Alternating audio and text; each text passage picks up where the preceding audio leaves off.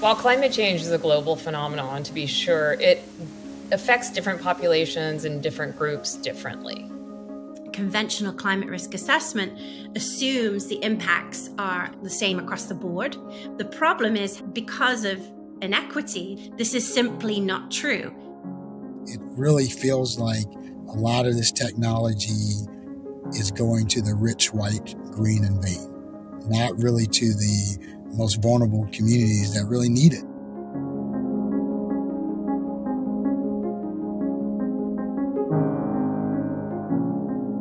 Communities of color in the United States are disproportionately affected by the drivers of climate change, greenhouse gases and air pollution, because they are literally living, they are situated next to oil refineries, chemical plants, methane leaks from oil facilities, waste facilities that are also emitting noxious fumes and methane.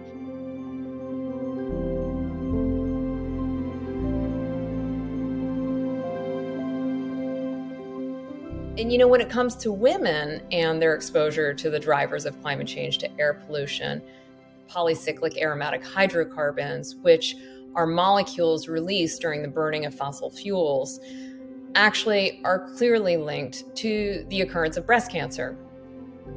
Especially women of childbearing age should be very concerned about this, because we've recently discovered that these molecules burned with fossil fuels make their way through the placenta into the exposure with the fetus, in fact, and this can have lifelong effects. And then the outcomes of climate change are the things that we are seeing every day now. So extreme weather events like extreme heat events or storms and sea level rise. Maybe the most scientifically supported and substantiated is just the simple rise in temperature. And we feel this rise in temperature most acutely in cities. Cities tend to be much hotter than rural areas. And in cities, people of color and poorer people are living in the hottest areas in most cities across this country.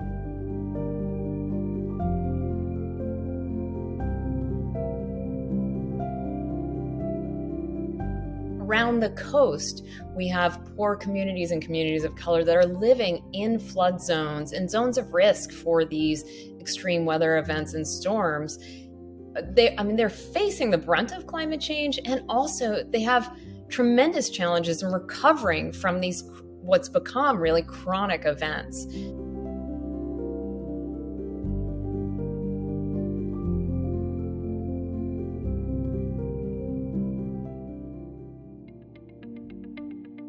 The problem is that we have built an energy infrastructure relying on fossil fuels that disproportionately affects communities of color, poorer communities. That problem is so obvious that it makes the solution obvious, which is empowering those communities to reduce exposures, to reduce our reliance on fossil fuels, and to eliminate some of the emissions that are happening right now.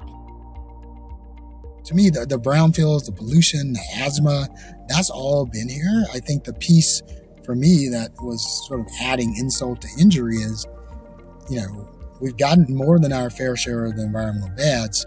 Now all these environmental goods are coming. This green wave of energy efficiency jobs, renewable energy jobs. And I'm not seeing, or I wasn't seeing, Black and brown people at the table. We're trying to turn our attention more to the, in a sense, energy justice pieces of, really thinking about how do we create jobs, build wealth, and reduce energy burden for communities of color. Almost you think of the gold rush in California. We've got a new nascent energy off the coast of Massachusetts in offshore wind. Like, this is for everybody. There are just all these opportunities and jobs. We want everybody to get those jobs, but we want to make sure Black and Latinx and Indigenous people are not left out of those. Fundamentally, if you're a business and you're serious about measuring, managing climate risk and tackling climate change, you have to understand the connection between equity and climate work. It's inextricable.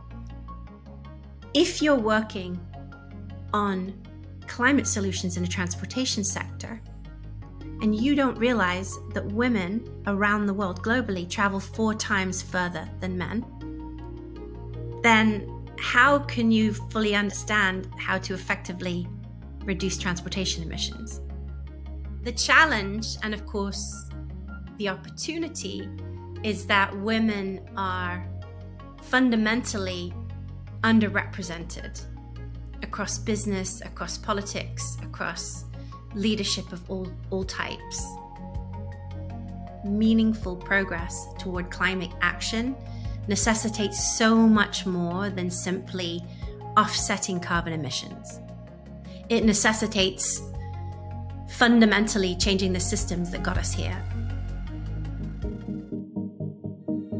If we could empower communities who are being disproportionately exposed to actually protect their health and well-being, they would be given a critical role to protecting the health and well-being of all of us. We need everybody at the table. We need all hands on deck, and we need to be intentionally inclusive. The quicker that everyone understands that climate is part of their job, the faster we'll get to net zero. And I also want to extend that argument to say the quicker that people realize that equity is also part of their job, the faster we will get to net zero.